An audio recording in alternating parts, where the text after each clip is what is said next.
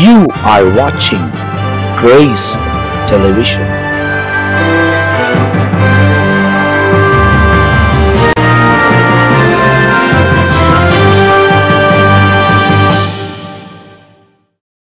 ஆண்டவரும் அருமை இரட்சகராக இயேசு கிறிஸ்துவின் நாமத்தினால் உங்கள் யாவரையும் நாங்கள் அன்போடு கூட வாழ்த்துகிறோம், உங்களை வரவேற்கின்றோம்.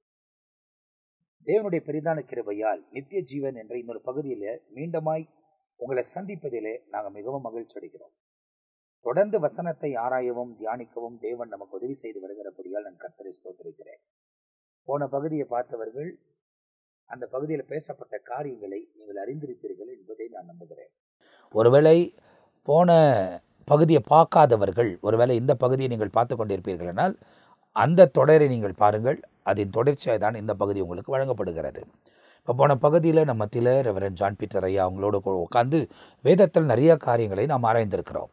அப்போ அதில் சொல்லப்பட்ட விஷயம் என்ன, முடிவு பரிந்தும் நிலைத்து நிற்கிறவன் ரட்சிக்கப்படுவான் என்ன என்பதை பாஸ்டர்கிட்ட கேட்டபோது அப்போது அதில் நிறைய காரியங்கள் மையப்படுத்தி ஒருவன் மனம் திரும்ப வேண்டும். மனம் திரும்பி அவன் வந்த பிறகு அவன் ஒரு சபைக்குள் பிரவேசித்து அந்த இடத்துல கிறிஸ்து பின்பற்றின வழிகளை பின்பற்றுவதற்கு அவன் ஞானஸ்தானம் எடுத்து அதுக்கு பிறகு அவன் ஒரு சபையோடு கூட இணைந்து தன் ஆவிக்குரிய வாழ்க்கையில் அவன் முன்னேறி கடந்து வர வேண்டும் என்ற ஏராளமான காரியங்கள் போன பகுதியில் சொல்லப்பட்டிருக்கிறது. இந்த பகுதியில் அதன் தொடர்ச்சி நம்ம பார்க்க போகிறோம்.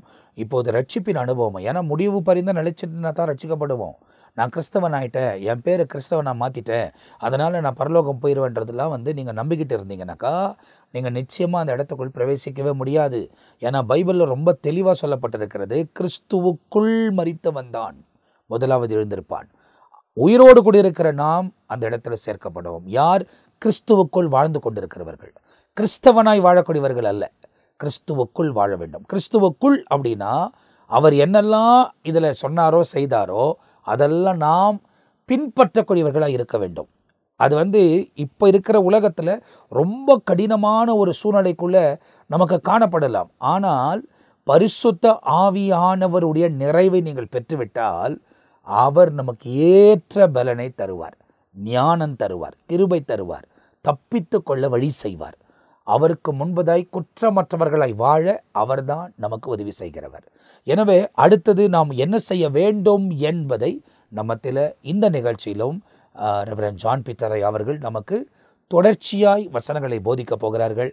ஃபஸ்ட்டு இந்த நிகழ்ச்சியிலும் தொடர்ச்சியாக நீங்கள் எங்களோடு கூட இருக்கிறதுக்காக ரொம்ப நான் கர்த்தருக்கு நன்றி சொல்லுகிறேன். ஏன்னா தேவனுடைய சமூகத்தில் நாம் தொடர்ந்து இந்த காரியத்தில் முழுமையடைந்து முன்னேறி கடந்து போனால்தான் தேவனுடைய அந்த நித்திய ராஜ்யத்துக்குள் பிரவேசிக்க முடியும். மோட்டிவே என்ன, சபையின் மோட்டிவே என்ன, ஒரு கிறிஸ்தவனுடைய மோட்டிவே என்ன, தேவனோட கூட நித்தியமாய் வாழ வேண்டும். நாம் அவரால் உருவாக்கப்பட்டவர்கள். உலகம் சோரம் போயிடுச்சு, ஆனால் அவரை பின்பற்றக்கூடியவர்கள் அவரோடு கூட கடந்து போய் நித்திய காலமாய் அவரோடு கூட வாழ்வார்கள். இந்த உபதேசம் தான் சபைகளில் கொடுக்கப்படுகிறது. ஆனால் இப்போ இருக்கிற சூழ்நிலைகளெல்லாம் பார்க்கும்போது வெறும் ஆசீர்வாதத்தை தான் பேசுகிறார்கள். அதாவது பணம், பொருள், ஐஸ்வர்யம். இப்போ கூட இந்த காரியத்தை பேசிக்கொண்டிருக்கிற இந்த டைமில் கூட நம்ம கேஜிஎஃப் பட்டணத்தில் ப்ராஸ்பரிட்டி பேசக்கூடியவர் வருவார் என்று அங்கங்கே ஒட்டியிருக்கிறாங்க. ப்ராஸ்பரிட்டி என்னென்னா, உனக்கு பணம் வரும், உனக்கு காசு வரும், அதெல்லாம் உலகத்தோடு கூட அழிந்து போகக்கூடிய ஒன்று. எதுவுமே பரலோக ராஜ்யத்துக்குள்ள பிரவேசிப்பதில்லை. நம்ம ஒன்றும் கொண்டு வரல, ஒன்றும் கொண்டு போவதில்லை. ஆனால் இயேசு நமக்கு என்ன சொல்கிறாரு, முதலாவது தேவனுடைய ராஜ்யத்தின் நீதியின் தேடு, இவைகளெல்லாம் உனக்கு கூட சேர்த்து கொடுக்கப்படும் என்று எழுதப்பட்டிருக்கிறது. கூட சேர்த்து கொடுக்கப்படுகிற காரியத்தின் மீது கவனமாக போகும்போது தான் விழுந்து போகிற ஒரு நிலைமை நமக்குள்ளே காணப்படுகிறது. அப்போ நமக்கு என்ன தேவை, என்ன தேவை இல்லை என்பதை ஆண்டவர் ஏற்கனவே முடிவு பண்ணி தீர்மானம் பண்ணி வச்சிருக்கிறார். அப்போ கிறிஸ்துவை பின்பற்றுகிற ஒரு மனிதனுக்கு சகல ஏதுவும் நன்மைக்கு தான் நடக்கும் என்று எழுதப்பட்டிருக்கு. அப்போ ஞானஸ்தானத்தை குறித்து போன பகுதியில் பேசணும். அதே நேரத்தில் அவங்க சபையில் சேர்ந்து தொடர்ந்து அவர்கள் கர்த்தருடைய வசனங்களை கேட்கணும் அப்படின்றது சொல்லப்பட்டது. இதை குறித்து தொடர்ச்சியாக ஆண்டவர் என்ன உணர்த்துகிறாரு, நீங்கள் பேசுங்க. ஃபர்ஸ்ட் நீங்கள் ஒரு வார்த்தை சொல்லிக்கிட்டே இருக்கீங்க, கிறிஸ்துவுக்குள். ஆமாம், சரி. பொதுவாக நிறைய பேர் என்ன சொல்லிக்கிட்டு இருக்காங்க, சபை, சபைக்கு போயிட்டா பரலோகம் போயிடலாம், சபைக்கு போயிட்டா எல்லாம் வந்துடலாம். சபைன்னா என்ன? சபை என்பது பொதுவாக மற்றவங்க சொல்றது ஒரு சிறிய பந்தல் போல போட்டு நடத்துறதா இருக்கு, ஒரு பெரிய அலங்காரமான கோபுரத்தோடு இதெல்லாம் இருக்குது, அது அவங்களுடைய வசதிக்கு ஏற்றபடி பண்றாங்க. அப்ப சபை என்பது அது சபை இல்லை, அது ஒரு கட்டடம். என்ன தெரியுமா, ஒரு நிழல். மழை வருது, வெயில் வருது, அந்த இடத்துல ஒரு கூடி ஆராதிப்பதற்கு ஒரு இடம். அப்ப சபை என்பது என்ன? கிறிஸ்துவுக்குள். அதான் அடிக்கடி சொல்லிக்கிட்டு இருந்தீங்க. இப்ப கிறிஸ்துவுக்குள்னா சபை எப்படி வந்தது? கிறிஸ்துவுக்குள், கிறிஸ்துவினால் வந்தது. அப்போஸ்தலர் 20ஆம் அதிகாரம் 28, 20-28. இப்ப சபை என்பது அவருடைய ரத்தத்தால் உருவானது, சுய ரத்தத்தால். ஆரம்பத்தில் வந்து நீங்கள் பார்க்கும்போது, சரித்திரத்தை நம்ம பார்க்கும்போது, எருசலேமில் இருக்கிற ஒரே தேவாலயம் தான். சாலமோன் கட்டின தேவாலயம், அதை நேபுகாத்நேச்சர் இடிக்கிறாரு. அதுக்கு பிறகு மீண்டும் சிறுபாபேலை கொண்டு கட்டுகிறார். எஸ்ராவை ஆசாரியனை வச்சிருக்கிறாரு. அதுக்கு பிறகு அங்கே பார்க்கும்போது நெகேமை வந்து அலங்கத்தை கட்டுகிறார். அந்த காலத்தில் எரேமியா, தானியேல் இவங்கெல்லாம் தீர்க்க தரிசனம் உரைக்கிறாங்க. அந்த 2வது தேவாலயம் அந்த இடத்துல கட்டப்படுகிறது. அதுதான் இயேசு கிறிஸ்து வந்த போதிலும் இருந்தது. ஆனால் அதுவும் 70 AD, அதாவது கிபி 70 இடிக்கப்பட்டு தரமட்டமானது. இப்போ 3ஆம் ஆலயத்தை கட்டுவதற்கு அவங்க அந்த இடத்துல எல்லா திட்டம் போட்டு செயல்முறைக்குள்ள அது வரக்கூடிய காலங்களில் நம்ம வாழ்ந்து கொண்டிருக்கிறோம். அப்போ அதுதான் தேவாலயம். ஆனால் சமாரியாஸ்திரியோட கூட சொல்லும் போது இயேசு என்ன சொல்றாரு? உலகம் எங்கும் பிதாவை தொழுது கொள்ள காலம் வரும். அதுதான் இந்த காலத்தில் ஆவியா இருக்கிறார். ஆவியோடு உண்மையோடு தொழுது கொள்ள வேண்டும். பிதாவை தொழுது கொள்ளும் காலம் வரும். அது இப்பொழுதே வந்திருக்கிறது என்று குறிப்பிடுகிறார். அப்போ இந்த தொழுது கொள்ளுகிற அனுபவம், இப்போ நம்ம இந்தியாவில் இருக்கிறோம், கேஜிஎஃப் பகுதியில், பங்கர்பட் பகுதியில் நீங்கள் இருக்கிறீங்க, பல இடங்களில் தேவனுடைய ஊழியத்தை நிறைவேற்றுகிறீங்க. இந்த அனுபவம் வந்ததுக்கே காரணம் கிறிஸ்து தானே? ஆமாம், அதான் அந்த ரத்தம். ஆமாம், சிலுவை மரணம். சிலுவையில் அவர் மரித்தார். அவர் மரித்த போது அவர் ரத்தம் சிந்தினார். அந்த ரத்தத்தினாலதான் ஜீவன் இருக்கு. ஆமா, இப்ப சபை என்பது உயிர் உள்ளது. ஆமென். அந்த ரத்தத்தால உருவானதுதான் திருச்சபை. இந்த சபைய அவர் சொல்றது வந்து அந்த கட்டடம் தேவை, மழை வெயில் மற்ற காரியம் வராதபடிக்கு பாதுகாக்க. உண்மையான திருச்சபை என்பது அவங்க வந்து பலருக்கு அவருடைய சத்தம் கேட்டு எல்லாரும் அவரை விசுவாசித்து சேர்க்கப்பட்டவர்கள், கூட்டி ஒரு இடத்துல கூட்டப்பட்டவர்கள். அப்ப அதை தான் கெடுக்கிறதுக்கு பிசாசு முயற்சி பண்ணிக்கிட்டு இருக்கிறான். அதனால சபை என்பது 2 விதத்தில் காணப்படுகிறது. ஒன்று காண்கிற சபை. இப்ப காண்கிற சபை தான் அந்த வெளிப்படையான கட்டடங்கள். காணக்கூடாத சபைனா நமக்குள்ள இருந்து நாம அதற்குள்ள போயிட்டு, ஏன்னா நாமே அந்த திருச்சபையா இருக்கிறோம். ஏன்னா ஆண்டவர் சொல்றாரு, இந்த சபை இது தேவன் ஆவியா இருக்கிறார் அப்படின்னு சொல்லிட்டு நீங்க தான் அவருடைய ஆலயம்னு சொல்லியிருக்காரு. 1 கொரிந்தியர் 3ஆம் அதிகாரம் 16-17. ஒரு குழப்பம் வந்துகிட்டு இருந்தது அங்க. ஒரு கட்டடத்தை குறித்து ஒரு பேச்சுவார்த்தை வந்தது. எது சபை, யார் நட்டது, யார் பண்ணது அப்படிங்கிற ஒரு குழப்பத்தை பண்ணிக்கிட்டு இருந்தாங்க. அந்த நேரத்தில் தான் சொல்ற, நீங்க தான் தேவாலயம், நீங்கள் தேவனுடைய ஆலயமாய் இருக்கிறீர்கள் என்றும் தேவ ஆவி உங்களில் வாசமாய் இருக்கிறார்கள் என்றும் நீங்கள் அறியாதிருக்கிறீர்களா? ஒருவன் அப்போ தேவனுடைய ஆலயம் எப்படிப்பட்டதா? பரிசுத்தமானதா தேவனுடைய ஆலயம். அப்ப கட்டடத்துல வந்து நிறைய அழுக்கு இருக்கும். ஆமா, கட்டடம் சுத்தி நீங்க பாத்தீங்கன்னா, இன்னைக்கு நீங்க கிளீன் பண்ணீங்கன்னா, நீங்க அடுத்து வரும்போது ஒரு சேர் பாருங்களேன், சேர் நல்லா தொடச்சிட்டு அதுல உட்காருங்க. திரும்ப வந்து கொஞ்சம் நீங்க வந்து அங்க உட்காரும் போது அப்படி கையெடுத்து இப்படி பாருங்க, அது இருக்கும். அத போல அப்ப அதை சொல்லல, நீங்கள் தேவனுடைய ஆலயம், தேவனுடைய ஆவி உங்களுக்குள்ள இருக்கிறாரு. அப்ப அந்த தேவனுடைய ஆலயம் எப்படிப்பட்டதா? பரிசுத்தமானது. ஏன் பரிசுத்தமானது? பரிசுத்த ரத்தத்தாலே உருவானது. அது ஆமென். பரிசுத்த ரத்தத்தாலே உருவானது திருச்சபை. இத பாவ கரையா மாத்தணும்னுதான் சாத்தான் துடிச்சுக்கிட்டு இருக்கிறான். அப்ப இந்த நிலையில நீங்க இத உங்களை பரிசுத்தமா காத்துக்கணும்னா, காணக்கூடிய அந்த கட்டடமாகிய ஒரு மரத்துக்கு கீழே கூட இருக்கலாம், ஒரு சிறிய ஆலயத்தை ஒரு இடத்துல கூட இருக்கலாம். அது ஆலயம்னுவாங்க. ஆலயம் ஒவ்வொருவரும் ஒரு தேவனை ஆராதிக்கிற இடத்துக்கு ஒரு தொழுகை ஸ்தலத்துக்கு ஒரு பேர் வச்சிருப்பாங்க. அதனால அந்த பேர் உச்சரிக்கப்படுகிறது.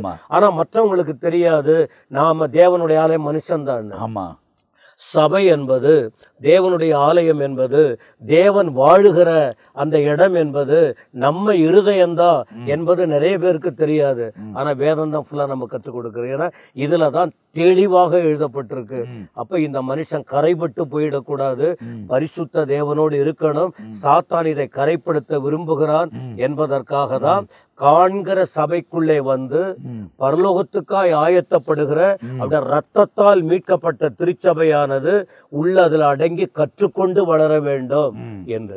அப்ப இது பரிசுத்தம் அடைவதற்குரிய வழிமுறை கற்றுக் கொடுப்பது என்னன்னு சொன்னா வார்த்தையை வச்சுதான், கர்த்தருடைய வார்த்தை. அந்த வசனத்தின் மூலமா தான். ஏன் சொன்னா நித்திய ஜீவனை அடைவதற்கு ஆண்டவர் இயேசுவே சொன்னார்.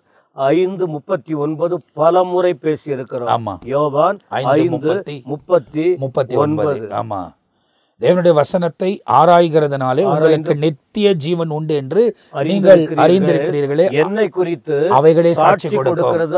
அவைகளே வேத வசனங்களை ஆராய்ந்து பாருங்கள். வேத வசனங்களை, இது எப்ப வேத வசனத்தை ஆராய்ந்து பார்க்க முடியும்? வேதத்தை அறிந்து கொண்டால்தான். கண்டிப்பா. வேதம் பழைய ஏற்பாட்டிலும் பிரமாணங்கள் அவங்க அப்ப அன்னைக்கு வந்து அவங்க படிக்கணும். சில தோல் சுருள்கள் இருந்தது, அதை பார்த்து படித்து அதை விட்டுறாம உன் வாயை விட்டு விலக கூடாது, உன் கழுத்துல போட்டு இருதயத்தை விட்டு விலக கூடாது, பலகைகளை எழுதிக்கொள். அப்படியெல்லாம் நீதிமொழிகள்ல படிக்கிறோம். பழைய ஏற்பாட்டுல சொல்லப்பட்ட தீர்க்கதரிசன புஸ்தகத்துல எரேமியா சொல்றாரு, அத எபிரேய எழுத்தாளன் சொல்றாரு, அத உங்க மனசுல எழுதுவான்ற.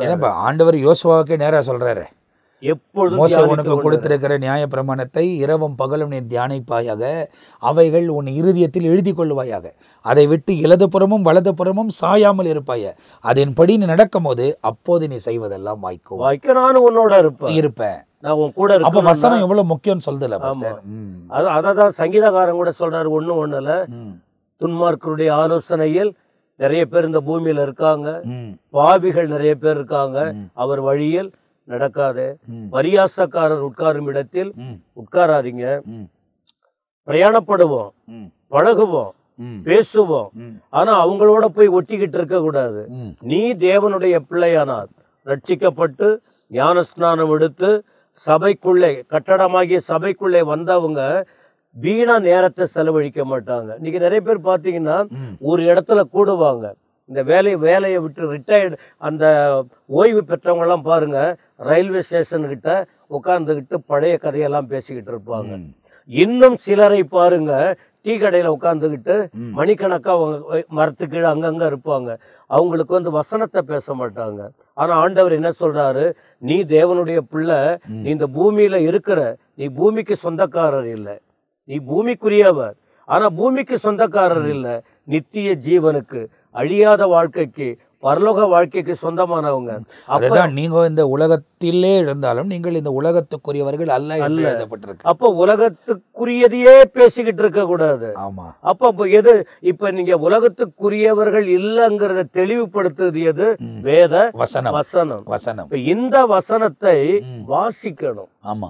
இந்த வசனத்தை குறித்த ஒரு புரிதல், தெளிவு. அதனாலதான் சங்கீதம் 1 சொன்னாரு, கர்த்தருடைய வேதத்தில் பிரியமாயிருந்து ஒரு ஆசை வைக்கணும். ஆமா. ஏன்னா கர்த்தருடைய வார்த்தை இது யாரு? அவருடைய வார்த்தை. அவர் வார்த்தைனா என்ன? அவரேதான் இது. வேத வார்த்தை என்பது யோவான் அதை எழுதுகிறார், ஆதியிலே வார்த்தை இருந்தது. ஆமா. அந்த வார்த்தை தேவனிடத்தில் இருந்தது. ஆமா. அந்த வார்த்தை தேவனாய் இருந்தது. ஆமென். அந்த வார்த்தை மாம்சமாகி கிருபையினாலும் சத்தியத்தினாலும் நிறைந்தவராய் நமக்குள்ளே வாசம் பண்ணுகிறார். ஆமென். அப்படியே அந்த ரத்தம் அப்படியே கலக்கிறதை போல நம்ம உடல்ல ரத்தம் இல்லைன்னா நம்ம அந்த வெள்ளை அணு, சிகப்பு அணு எல்லாம் சொல்றாங்களே, ஒண்ணு குறைஞ்சு போனா கூட அப்படியே டயர்ட் ஆயிடுது, விழுந்துடுற போல. அப்ப தெய்வத்தோடு தொடர்புள்ள அந்த காரியம், தேவன் வசனம்தான், தேவன் தான் வசனம். அதனால்தான் இதை முக்கியப்படுத்துகிறோம். அதாவது ஒரு சரீர வாழ்க்கைக்கு ரத்தம் எவ்வளவு முக்கியமோ, ஆவிக்குரிய வாழ்க்கைக்கு வசனம் ரொம்ப முக்கியம். உடல் பலமா இருக்க 3 வேளை சாப்பிடுகிறோம். பசிக்கும் போது சாப்பிடுறோம், நமக்கு தாகம் தண்ணி வச்சிருக்க எடுத்து குடிச்சுக்கிறோம். இது வேணும் உடலுக்கு. இதே போலதான் நமக்குள்ள ஆத்துமாங்கிற ஒரு பகுதியை வைத்திருக்கிறார். இந்த ஆத்துமா பலவீனமடைய வாய்ப்பு இருக்கு, சோர்ந்து போக வாய்ப்பு இருக்கு. இந்த ஆத்துமா பலனடைவதற்கு இந்த தேவன், இந்த வார்த்தைய தேவன் தான், அவரை குறித்து இந்த வார்த்தையை நாம அதை அறிந்து கொள்ள வேண்டுமா. இதனால்தான் ஆராய்ந்து பாருங்கள், அழியாத ஜீவன். அப்ப அதுல பார்க்கும்போது என்னன்னு சொன்னா, ஏன் சபைக்குள்ளே வந்த பிறகு இந்த சாப்பாடு தான் இது போஜனம், ஆவிக்குரிய போஜனம். அப்ப என்ன செய்யணும்? தடுமாற வாய்ப்பு நிறைய இருக்கு எந்த மனுஷனுக்கும். மனுஷன்தான். இயேசு கிறிஸ்து கூட தடுமாற வாய்ப்பு நிறைய இருந்தது. அவரை எந்தெந்த விதத்துல தள்ளணும்னு நினைச்சான். மனுஷங்களும் நினைச்சாங்க. யாரால? சாத்தானுடைய சூழ்ச்சியினால் தள்ளி விடுவதற்கு முயற்சி பண்ணாங்க. அவர் பிடித்து கொண்டது வசனம். அவர் தேவன் தான். தேவனாய் மனுஷனாய் வந்ததுனால அந்த இடத்துல வசனத்துக்கும் தேவனுக்கும் பிரிச்சு காட்டுறாரு. அதாவது இதுல என்னன்னாக்கா, இது தேவ சித்தம் என்ன என்பதை இந்த வசனத்துல எழுதி நமக்கு கொடுக்கப்பட்டிருக்கு தெளிவா. அதனால தான் நீங்க பேசும்போது இன்னொரு கவனம் வருது எனக்கு. அதனால சொல்றாங்க, சமாரிய ஸ்திரியோடு கூட பேசும்போது அந்த இடத்துல சீஷருங்க உணவை வாங்கிட்டு வர கடந்து போகிறாங்க. அது சரீர பிரகாரமான ஆகாரத்தை அவர்கள் வாங்கி கொண்டு வர எல்லாரும் போய்விடுகிறார்கள். இயேசு சமாரிய ஸ்திரியோடு கூட பேசுகிறார். பேசி அந்த சம்பாஷணெல்லாம் முடிந்த உடனே அவள் வேகமாய் சமாரியாக்குள்ளே ஓடுகிறத நம்ம பார்க்குறோம். ஏன்னா நான் மேசையை பார்த்துட்டேன், எனக்குள்ளது எல்லாத்தையும் சொல்லிட்டாரு அப்படின்னு சொல்லி அந்த இடத்துலேருந்து போய் அந்த ஜனங்களை அழைத்து கொண்டு வந்ததாக அந்த இடத்துல எழுதப்பட்டிருக்கு. ஸோ இவள் போய் அழைத்து கொண்டு வரக்கூடிய அந்த கேப்பில் இவங்க சாப்பாடு வாங்கிட்டு வராங்க. அந்த சாப்பாடு வாங்கிட்டு வந்தபோது பேதுரு சொல்கிறார், சாப்பாடு கொடுங்க போதகருக்குன்றாரு. அவர் உடனே சொல்கிறார், நான் சாப்பிட்டேன்றாரு. அப்போது உடனே அவங்க பார்த்து யார் அவருக்கு சாப்பாடு கொடுத்ததுன்னு கேட்குறாங்க. அப்போ ஆண்டவர் சொல்கிறாரு, என் பிதாவின் சித்தத்தை நிறைவேற்றுகிறதே என்னுடைய போஜனமாக இருக்கிறது அப்படின்றத சொல்கிறார். அப்போ அந்த ஆவிக்குரிய போஜனம் ஒன்று. அதே தான் கடைசி கால திருசபை. இப்போ லவதேக்கியா திருசபை என்பது 1919 ஸ்டார்ட் பண்ணுது. இப்போ நம்ம 2020 அதாவது 25 இருக்கிறோம். 2025 இருக்கிறோம். ஏறக்குறைய 125 ஆண்டுகள் ஆயிடுச்சு இந்த லவதேக்கியா சபையின் காலம் துவங்கி. அப்போது லவதேக்கியா சபையின் காலத்துக்கு ஆண்டவர் பேசியிருக்கிற விஷயத்தில் கடைசியாக என்ன சொல்கிறார் அப்படின்னா, ஒருவன் வாசப்படியில் நின்று அவன் கதவை தட்டுகிறேன், ஒருவன் அந்த சத்தத்தை கேட்டு திறந்தால் அவனுக்குள்ள நான் பிரவேசிப்பேன், நான் அவனோடு கூட போஜனம் பண்ணுவேன், அவன் என்னோடு கூட போஜனம் பண்ணுவான். அப்போது எனக்கு ஆவியானவர் இந்த காரியத்தை குறித்து என்ன சொன்னார், பல பிரசங்கங்களில் பேசியிருக்கிறேன். அப்போது அந்த இடத்துல என்ன சொல்கிறார் அப்படின்னா, போஜனம்னு ஆண்டவர் நம்மளோட உட்காந்து சாப்பிட போகிறார், நம்ம அவரோட சாப்பிட போகிறார் அப்படின்னு சாப்பாடு யோசிக்கிறோம். ஆனால் உடனே ஆவியானவர் சொல்கிறார், அவர் அதை குறித்து சொல்லலை. அவர் உனக்குள்ளே பிரவேசிக்கும் போது அவர் எப்படி பிதாவின் சித்தத்தை நிறைவேற்றினாரோ அதே போல் நீயும் பிதாவின் சித்தத்தை நிறைவேற்றுவதற்கு அவர் பலன் தருவார். அந்த போஜனத்தை குறித்து அவர் பேசுகிறார். அப்போ போஜனம் என்ற உடனே நம்ம சாப்பிட்ற இந்த மாம்சீக ஆகாரத்தை குறித்து பேசுகிறோம். ஆனால் இந்த வசனம் என்பது நம்முடைய ஆவிக்குரிய வாழ்க்கையின் ஆகாரமாக இருக்குல்ல பாஸ்டர்? ஆமாம். நேற்றைய தினத்தில் கூட நான் ஒரு செய்தி கொடுத்தேன். சரிங்க. ஒரே ஒரு வசனம். அதாவது நாம் பொதுவாக பல முறை என்ன செய்வோன்னா, இந்த பேதுரு பிரதான ஆசாரியனுடைய வலது காதை வெட்டினான். அப்ப ஏன் வெட்டினான் அப்படிங்கிறதுக்கு பொதுவா நாம் என்ன சொல்லுவோம், பேதுரு வெட்டினான், இயேசு கிறிஸ்து அந்த காதை ஒட்டினார், வெட்டினான், ஒட்டினார். இந்த ரெண்டு வார்த்தையை தான் பார்க்க முடியும். சரி. அப்ப நான் கொஞ்சம் ஆண்டுடைய தயவினால கொஞ்சம் அவரோடு இருக்கிற அந்த 3:20 படி கொஞ்சம் அதிகமா இந்த சரீரத்தை பலத்தை கொஞ்சம் குறைச்சு இந்த உள்ளான அந்த உணர்வுக்கு ஒப்பு கொடுத்து ஒரு 5 மணி நேரம் இருக்கும் அப்படியே வசனத்தை படிப்பது. அந்த அந்நிய பாஷையில இருக்கும்போது அந்த அனுபவம் எனக்கு இருக்கு. அவர் என்னோட போஜனம் பண்ணுவதும் நான் அவரோட இருக்கிற உணர்வு என்னன்னு ஒரு முறை இல்ல, ஆயிரக்கணக்கான முறை என்னுடைய இந்த 41 வருஷத்துக்கு மேல இந்த வசனத்தோடு இருக்கிறதுனால அனுபவத்தோடு என்னால சொல்ல முடியும். அப்ப அந்த வார்த்தையை நான் தியானிச்சு ஆராய்ந்து பார்க்கிறேன். வேத வசனங்களை ஆராய்ந்து பாருங்கள், அதனால் நித்திய ஜீவன், அவரை குறித்த சாட்சி. அப்ப அவரும் மனிதனுடைய ஆத்துமாவும் மனிதனும் ஆண்டவரும் அப்படியே அந்த போஜனம் பண்ணுகிற டேபிள் போட்டு நீங்க சொன்ன போல சாப்பிடுறது இல்ல, அந்த அனுபவத்தை வாயினால விவரிக்க முடியாது. அப்ப அந்த மல்குஸ் அவன் பேரு, அவனை குறித்த சிந்தனை பார்க்கும்போது அவன் யாரு என்னங்கிறத அப்படியே யோசித்து 1 மணி நேரம் நான் 5 நிமிஷம் கூட அவனை பத்தி இது வரைக்கும் பேசுனதுல இத்தனை வருஷமா. அப்ப நேற்று அந்த செய்தியை தியானித்து பேச பேச பேச வார்த்தைங்க வருது. அப்ப அந்த போஜனம் என்னங்கிறத புரிஞ்சுக்கிட்டேன், அந்த உணவு என்னன்னு புரிஞ்சுக்கிட்டேன். வந்த ஜனங்க ஆசீர்வதிக்கப்பட்டாங்க. இத போல நாங்க கேட்கலையே. அதான் கர்த்தர் அந்த வெளிப்பாடுகளை கொடுக்கிறார், அந்த தெளிவை கொடுக்கிறார். அதான் அப்போ இந்த ஆத்துமா, இந்த உள்ளான மனுஷன் இதான் சபை. அப்ப இந்த சபை யாரோட ஐக்கியமா? கிறிஸ்துவுக்குள். அப்ப இதுக்குரிய ஆகாரம் அவர்தான். அந்த வார்த்தை இதுல இருக்கு. அதுதான் இத தியானிக்கணும். அப்ப இந்த வார்த்தையில தெளிவடைந்து உள்ள போயிட்டா தடுமாறாம இருக்க முடியும். ஆமென். 119ஆம் சங்கீதம் 105ஆம் வசனம். அவருடைய வார்த்தை வசனம் கால்களுக்கு தீபமும் பாதைக்கு வெளிச்சம். அப்ப தீபம் வெளிச்சம் என்பது எதற்காக? ஒரு தேவனுடைய பிள்ளை தடுமாறும் உலகத்தில் விழுவதற்கு நிறைய வாய்ப்பு இருக்கு. கள்ள உபதேசங்கள் இருக்கு, கண்டிப்பா பொய்யான அற்புதங்கள் இருக்கு. பார்க்கும்போது இதுக்கும் அதுக்கும் வித்தியாசமே இல்லாத அளவுக்கு என்ன இதை விட அது பயங்கரமா இருக்க. அவங்க கொடுக்கிற வார்த்தை, அவங்க செய்யற காரியம், இதனால வஞ்சிக்கப்பட்டு போறவங்களும் இருக்காங்க. சபை என்று அழைக்கப்படுகிற, சபைக்கு தலைவர் என்று அழைக்கப்படுகிற ஊழியர்களும், சபையிலே ஒரு விசுவாசிகளா இருக்கிறவர்களும் வஞ்சிக்கப்பட்டு சூழ்நிலையை பார்த்து தடுமாறி போகிற நிலைமைகளை அதிகமா பார்க்க முடியும். ஏன்னா கூடுமான அளவுக்கு தெரிந்து கொள்ளப்பட்டவர்களே வஞ்சிக்கப்படுவார்கள் என்று எழுதப்பட்டிருக்கு. ஏன்னா கடைசி மணி நேரத்தில் இருக்கிறதுனால அதெல்லாம் நம்ம காலங்களில் நடந்து வருகிறது. அப்போ அதுல விழுந்து போகாம ஆண்டவர் காட்டுகிற வழியில தெளிவா போகணும்னா கர்த்தருடைய வார்த்தை, வேத வசனம் முக்கியம். ஏன்னா இது வெளிச்சத்தை கொடுக்கிறது, வெளிச்சத்தை இருட்டு அகற்றுகிறது. ஏன்னா கொஞ்சம் தடுமாறுறவங்க தான் அந்த வெளிச்சத்துக்கு இருட்டுன்னு தெரியலன்னா எல்லாமே ஒண்ணுதான், இதுவும் பரவாயில்ல, இதுவும் அப்படிதான் இருக்கு, அதுவும் இதை விட அதுவும் பெட்டரா தெரியுது, ஓகே அப்படின்ட்டு பேலன்ஸ் பண்ணி போய்கிட்டு இருப்பாங்க. ஆனா ரட்சிக்கப்பட்டவர்கள், ஞானஸ்நானம் எடுத்தவர்கள், தேவ சபைன்னு சொல்றமே அந்த கட்டடம் தேவ பிரசன்னம் இருக்கிற இடம்.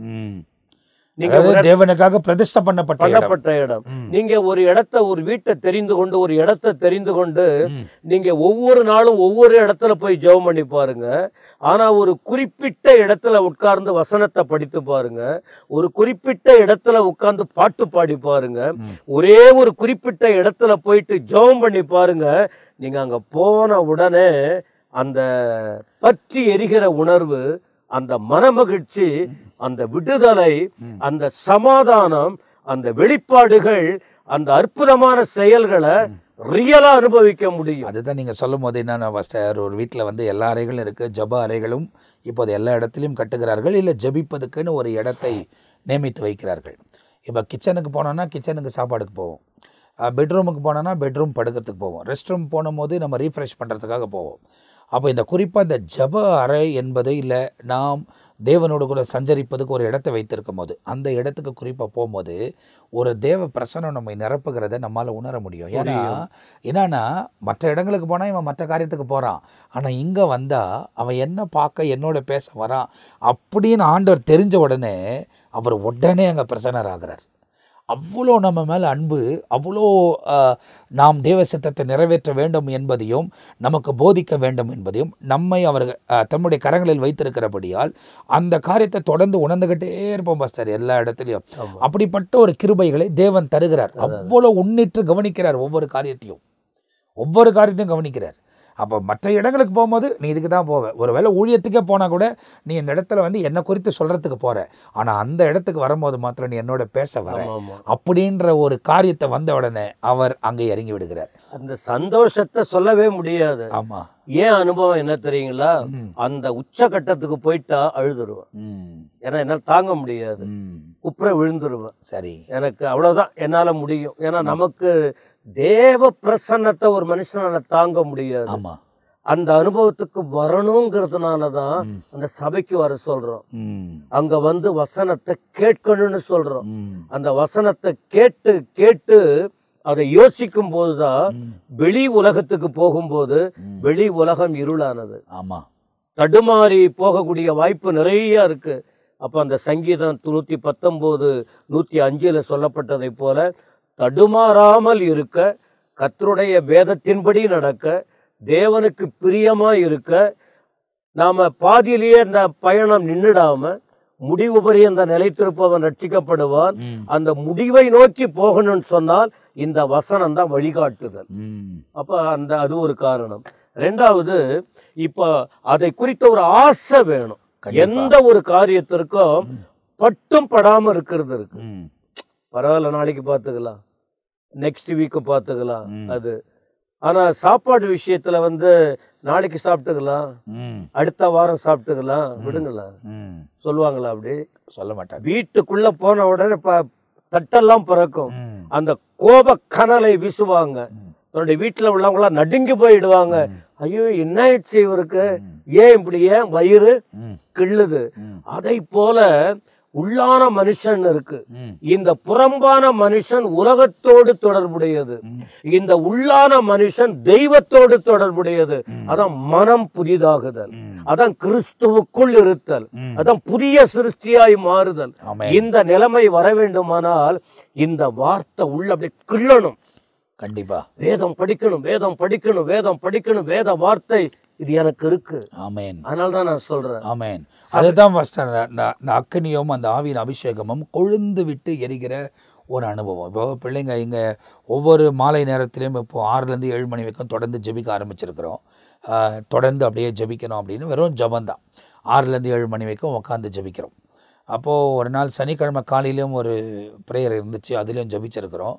பிள்ளைங்களுடைய அடுத்த கேள்வி எனக்கு ஃபோன் பண்ணி கேட்குறாங்க, டேடி காலையில் ப்ரேயர் 2 o'clock முடிச்சிட்டோம், ஈவினிங் திரும்ப கூடணுமான்னு கேட்டாங்க. நான் அவங்களுக்கு வேறு எதுவும் பதில் கொடுக்கல. மதியானம் சாப்பிட்டீங்களாம்மா அப்படின்னு கேட்டேன், டைரெக்டாக கேட்டேன். புரிஞ்சிச்சு டடி வச்சிட்றேன்ட்டாங்க. அவ்வளோதான். என்னன்னா நைட் சாப்பிடுவீங்கல்ல? ஆமாம். அப்போ சாப்பாடு மாத்திரம் மதியானமும் சாப்பிட்டோம், ஏன் நைட் சாப்பிட்றது வேணான்னு விட்டுறது? அப்போ சாப்பிட்ணுன்னு தோணுதில்லை. அப்போ ஜபம் நீங்கள் காலையில் பண்ணாலும் மாலையில் ஜபம் இருக்குன்னா நீங்கள் பங்கு பெறணும். அது எப்படி நீங்கள் வந்து உங்கள் சரீரத்தை போஷிக்கணும்னு விரும்புகிறீங்களோ அப்படியே உங்கள் ஆவியானது போஷிக்கப்படணும். அப்போ தான் உலகத்தை ஜெயிக்க முடியும் நம்மால், அப்போ தான் கிறிஸ்துக்கு முன்னே நிற்க முடியும். அப்போ அந்த வசனம் ரொம்ப முக்கியம் இல்லை பாஸ்டர்? அதுதாங்க. அப்போ அந்த 1 பேதுரு 2:1-3 அதுல 2 காரியம் சொல்லியிருக்கு. அந்த உள்ளான மனிதனுக்குரிய செயலும் 1 பேதுரு 2ஆம் அதிகாரம் 1-3. அதுல உள்ளான மனுஷனும் இந்த புறமான மனுஷனுக்கு உட்பட்ட விஷயம். அதுல என்ன சொல்றாரு, நீங்க ரட்சிக்கப்பட்டது உண்மையானால், முதல் வசனம், நீ தேவன் தயையுள்ளவர், ஆண்டவர் எப்படிப்பட்டவர் நீ ருசி டேஸ்ட் பண்ணது உண்மையானால் உன்னால சும்மா இருக்க முடியாது. ஆண்டவரோட ஒரு மனுஷன் நெருங்க நெருங்க நெருங்க அவர் வார்த்தை உள்ள வர வர வர என்ன நடக்கும்னு சொன்னா, நாம தெய்வத்தை விட்டு பிரிக்கிற தீய செயல்கள் அது ஒண்ணு வெளியேறும். அதான் 2ஆம் வசனம் சொல்லுது. இந்த வேத வசனம் இதுதான் இப்ப சபைக்குள்ள போனால்தான், அந்த தேவ பிரசன்னம் இருக்கிற இடத்துல போனால்தான் இந்த போதனைகள் வெளிப்படுத்தப்படும். தனியா ஒரு மனுஷன் வளர முடியாது.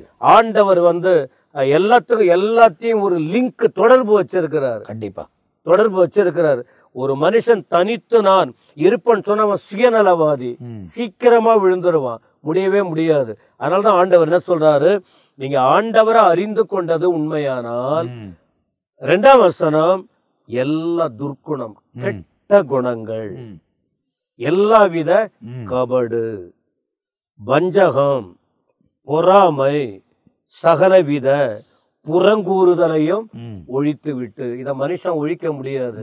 இத ஒழிக்கணும்னா வேத வசனம் உள்ள போக போக போக ஆண்டுடைய வார்த்தை கண்களின் மூலமாய் காதுகளின் மூலமா நெஞ்சிக்குள்ள ஆத்துமாக்குள்ள அது வந்து நிரம்புனாதான் இத ஒழிக்க முடியும். சகல துர்க்குணம், ஏன்னா மனுஷனுக்குள்ள துர்க்குணங்கள் கெட்ட குணங்கள் சாகுற வரைக்கும் இருக்கும். கபடம் இருக்கும், வஞ்சகம் இருக்கும், பொறாம இருக்கும், சகலவித புறங்கூறுதல் இருக்கும்.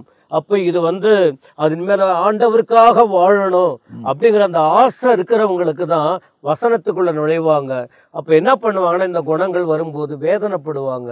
இத்தனை வருஷம் நாங்க ஊழியக்காரவங்களா இருக்கிறோம், இத்தனை வருஷம் நாங்க கிறிஸ்தவங்களா இருக்கிறோம், தேவ பிள்ளைகளா இருக்கிறோம், இந்த குணம் என்னை விட்டு போக மாட்டேன்து. அப்ப யாரு ஆண்டவரோடு ஆண்டவருக்காக வாழணும், அழியாத ராஜ்யத்துக்கு போகணும் எண்ணம் உள்ளவங்க இது கூட இருக்கக்கூடாதுங்கிற எண்ணம் இருப்பாங்க. ஆனா நிறைய பேருடைய வாழ்க்கை பாருங்க, இது நிறைய அப்படின்னு ஒட்டிக்கிட்டு தான் இருக்கும். அவங்க பேசுற பேச்சில பார்க்க முடியும். ஆனா இது ஒழியணும், இது ஒழியணும். நான் இப்போ முன்ன கூட சொல்லியிருக்கிறேன், ஒரு கோழி கட் பண்ணி அந்த கோழி கறியை செய்யணும்னா அந்த கோழிக்குள்ள ஒரு பிச்சு இருக்குன்னு சொல்லுவாங்க. பிச்சு என்பது என்னன்னா ஒரு கசப்பான தன்மை உள்ளது. கசப்பான அதாவது தன்மை உள்ளது. மாறாவின் அனுபவத்துக்குரியது. அந்த கசப்பான அது பெருசா இருக்காது, இந்த ஒரு சின்னதா இவ்வளவு பெருசு. ஆமா ஆமா, அதை நீங்க பார்த்த உடனே கருப்பா இருக்கும், அந்த ப்ளூ கலர்ல, ஒரு நீல கலர்ல இப்படி இருக்கும். அது சில நேரத்துல சில வீட்டுல கறி சாப்பிட்டு இருக்கிறோம், அப்போ பண்ணும்போது அந்த கறி கசப்பா இருக்கும். ஏன் அப்படின்னா அதை வெட்டி தூக்கி எரியாம அப்படி செஞ்சு கவலை ஈனமா அதை போட்டதுனால அந்த கசப்பு அப்படி இருக்கும். புரியுதுங்களா? அப்ப இந்த கசப்பான அனுபவம், வெட்டி தூக்கி கசப்பான அனுபவம் என்பது இந்த அனுபவங்கள். இனிப்பான அனுபவத்தை கெடுக்க இந்த கசப்பான அனுபவங்கள் வெட்டி தூக்கி எரியாம அடுத்த கட்டத்துக்கு போக முடியாது. அப்ப இதை ஒழிச்சிட்டு சொல்றாரு, நீங்கள் வளரும்படி. வளர்ச்சி, ஆவிக்குரிய வாழ்க்கையில் வளர்ச்சி. இப்போ எபேசியர் 4ஆம் அதிகாரத்துல என்ன சொல்றாரு? ஏன் இந்த சபை, இந்த முயற்சிகள் எல்லாம் எதற்குன்னு சொன்னா, பக்தி விருத்தி அடைவதற்கு. சபையானது வளர்ச்சி அடைந்து பக்தி விருத்தி அடைவதற்கு தான் 5 விதமான ஊழியத்தை வைத்திருக்கிறார். அப்ப இந்த 5 விதமான ஊழியமும் இதற்கு இடம் எதுன்னு சொன்னா திருச்சபை. அது பக்தி விருத்தி அடையணுமா? இப்ப இது பக்தி விருத்தி அடைவதற்கு தான் அங்க வச்சிருக்கிற போஜனம் எது? கர்த்தருடைய வார்த்தை. இப்ப இந்த வார்த்தை அப்படின்னு சொன்னா, நம்ம குழந்தையா இல்ல, என்ன செய்யணுமா? திருவசனம் ஆகிய களங்கம் இல்லாத ஞானப்பாலின் மேல் வாஞ்சையாய். ஞானப்பால்னா இது குடிக்கிற பால் இல்ல. ஞானப்பால்னா ஞானஸ்நானம் எடுக்கும் போது என்ன சொன்னீங்க? ஞானம் வந்த பிறகு எடுக்கிற ஸ்நானம் எடுப்பது. தெளிவில்லாத ஒரு மனுஷன் ஒண்ணு செய்ய முடியாது. அப்ப இந்த இடத்துல ஞானப்பால் இது ஒரு பால், மில்க்னு சொல்லி இருக்கு. இது எடுத்து குடிக்கிறது இல்ல, ஆனா இத சுவைக்கிறது. அப்ப என்ன சொல்றாரு? முதல்ல வாஞ்ச வரணும். நீங்க குழந்தைகளை போலவே ரட்சிக்கப்பட்ட அந்த ஸ்டெப்லயே நின்னுடாதீங்க. ரட்சிக்கப்பட்டு சபைக்குள்ள வாங்க. சபைக்குள்ள வந்த பிறகு வசனத்தை எப்படி படிக்கணும், வசனத்தை எப்படி புரிஞ்சுக்கணும், வசனம் என்பது என்ன, இதை எப்படி நாம பயன்படுத்தணும், இதுல தெளிவா ஒரு வளர்ச்சிக்குள்ளே வந்தால்தான் நிலைத்திருக்க முடியும். அந்த ரட்சிப்பு தடுமாறாம, ரட்சிப்பு முடிவு என்பது லாஸ்ட். இப்ப அந்த அசையாம நிலைத்திருக்கிற அந்த ரட்சிப்பின் தன்மைக்கு போறதுக்கு இது படிகள். அப்ப முதல் போன முறை நான் போன பகுதியில பேசும்போது ஞானஸ்தானம் ரொம்ப முக்கியம். இப்ப வசனம் ரொம்ப முக்கியம். இப்ப இதுல ஏராளமான காரியங்கள் இன்னும் நம்ம பார்த்துக்கிட்டே இருக்க போகிறோம். அப்ப இந்த நிகழ்ச்சி பாருங்க, தொடர்ச்சியா ஒரு முடிவுக்கு, அதாவது இந்த பகுதி முடிவுக்கு வருது. ஆராய்ந்து கொண்டிருந்தால் ஆராய்ந்து கொண்டே இருக்கலாம். வசனங்கள் பேச பேச பேச ஆவியானவர் அப்படியே ஊற்றி கொண்டே இருப்பார். அந்த அனுபவத்துக்குள்ளே நாங்கள் இங்கே உட்காந்து பேசும்போது எங்களுக்கு இருக்கிறதை உங்களுக்கு சுட்டி காண்பிக்கிறோம். எனவே வசனத்தை இரவும் பகலும் தியானிங்கள். வசனம் உங்களுக்குள்ள ஜீவ ஊற்றுகளை புறப்பட செய்யும். வசனத்தின்படி வாழ்ந்தால் உலகத்தை ஜெயிக்க முடியும். வசனம் உங்களை நித்திய ராஜ்யத்துக்குள்ளே கொண்டு போகும். காரணம், வசனம் என்பவர் இயேசு. அவர் நம்மோடு கூட இருக்கும் போது நாம் அவரோடு கூட வசிக்க தேவன் நமக்கு உதவி செய்ய சர்வ வல்லவராக இருக்கிறார். இந்த பகுதியிலும் எங்களோடு கூட நம்மோடு கூட அன்பு போதகர் ஜான் பீட்டரை அவங்க இருந்ததுக்காக நான் கர்த்தரை ஸ்தோத்திரிக்கிறேன். ரொம்ப நன்றி பாஸ்டர். தொடர்ந்து மீதியான காரியங்களை நம்ம அடுத்த பகுதியில் பார்க்க போகிறோம். அதுவரை நாங்கள் உங்கள்கிட்ட விடைபெற போகிறோம். தொடர்ந்து காத்துருங்க. இந்த சேனல் தொடர்ந்து நீங்கள் பார்க்குறோன்னா சப்ஸ்கிரைப் பண்ணிக்கொள்ளுங்கள். மற்றவங்களுக்கு அறிமுகப்படுத்துங்க. வசனங்களை அவங்களுக்கு கொண்டு போங்க. இப்படியும் நீங்கள் ஊழியம் செய்யலாம். ஏன்னா இந்த வசனம் பேசப்படுகிற இந்த காரியத்தை மற்றவங்களுக்கு நீங்கள் ஃபார்வர்ட் பண்ணிங்கன்னா அதுவும் அவங்களை போய் சேரும் போது அவர்களும் தேவனுக்குள்ளே வருவதற்கு பல வாய்ப்புகள் இருக்கிறது. தொடர்ச்சியாய் தேவ சமூகத்தில் ஒப்பு கொடுங்க. நாங்கள் உங்களுக்காக ஜெபிக்கிறோம், நீங்கள் எங்களுக்காக ஜெபிங்க. ஆண்டவர் உங்கள் வாழ்க்கையிலும் நம்முடைய வாழ்க்கையிலும் மேன்மையான காரியங்களை செய்வார். அடுத்த பகுதியில் சந்திக்கிற வரை தற்போது நாங்கள் உங்ககிட்ட விடை பெறுகிறோம். கர்த்தர் உங்களை ஆசீர்வதிப்பாராக. ஆமென், ஆமென்.